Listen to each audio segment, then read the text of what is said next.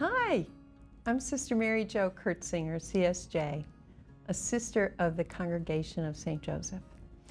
As a member area coordinator, I've been learning more about intercultural humility and anti-racism.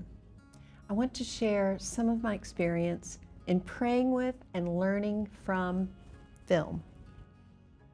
This summer, I was gearing up to speak with some young adults about racism and white privilege in the United States. And I decided to do a particular self-inspection of my recordings of movies and shows. I wondered how many of my choices featured stories of people of color. Only about 10%. But I watched them all, beginning with the 2019 film Harriet, starring Cynthia Erivo in the title role of abolitionist Harriet Tubman, who led some 70 human persons to freedom in 13 terror-fraught journeys. I reflected on the horrific scenes of cruelty and how some people narrowly escaped with their dignity intact. And I learned about Black Americans today who still experience an ancestral raw fear and intergenerational trauma. And that today people of color still experience daily microaggressions that threaten their sense of dignity as persons.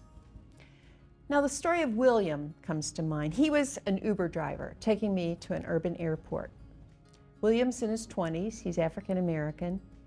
He told me how he used to deliver Amazon packages, but finally he quit because of the experience of stress in going up to homes of white homeowners.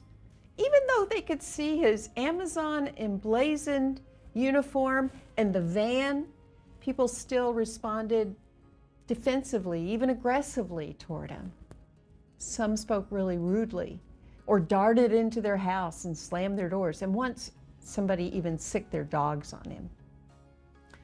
I was not only appalled, but deep down sad that people who look like me treat people so unjustly. And I was also humbled by his trust in me that he shared this intimate story with me. All of this flowed from my reflection on the film Harriet. I'll say Saint Harriet Tubman, who answered God's call to lay down her life for her friends. And I think, what can I do in vocation ministry to lay down my life for my friends? One thing is to be aware of intergenerational trauma in discerners. Secondly, I need to be more aware of my own biases that I might speak out of, and be listening for conversations among vocation directors where they might be using microaggressions, and be ready to call those out. Let us continue to walk humbly together for the ongoing transformation of the world.